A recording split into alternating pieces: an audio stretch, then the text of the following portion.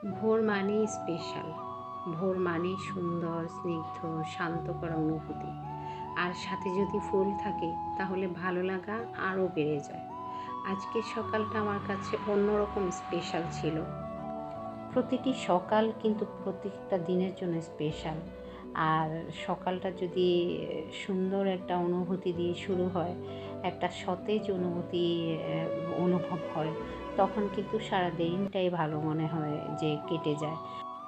বাগানে গিয়ে যখন দেখেছি সবগুলো ফুল ফুটে আছে নানান রঙের, নানান জাতের, আর গন্ধে মো মো করা, পাগল করা, তখন আমার নিজেকে আসলে আমি ঠিক রাখতে পারি না। বিশেষ করে ফুল দেখলেই আমি ঠিক থাকি না। মনে হচ্ছে যে ফুলগুলো ছিঁড়ে নেই, ফুলগুলোর কাছে যাই, ফুলগুলো ধরি।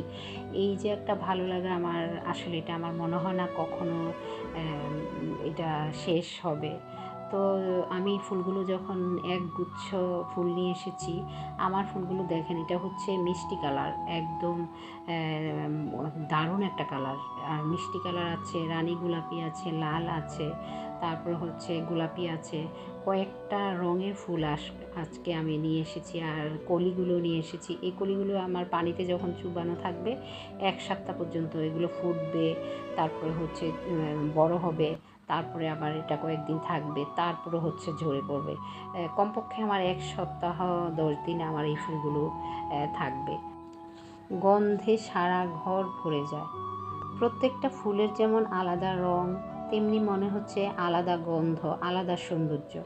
আসলে পৃথিবীতে সৌন্দর্যের বহিঃপ্রকাশ হচ্ছে ফুল। ফুলের মতো সুন্দর আর কিচ্ছু নেই। আর ফুলকে ভালোবাসে না এমন কেউ নাই। প্রকৃতির অপার সৌন্দর্য হচ্ছে ফুল থেকে আসে। আর ফুল দেখলে যেই কারোই মন ভালো হয়ে যায়। ফুল দেখলেই ভালো লাগা, ভালো থাকা সব কিন্তু ফুল থেকেই আসে। ফুল আছে বলেই আমি ভালো আছি। ফুলকে দেখে আমি মনকে ভালো রাখি।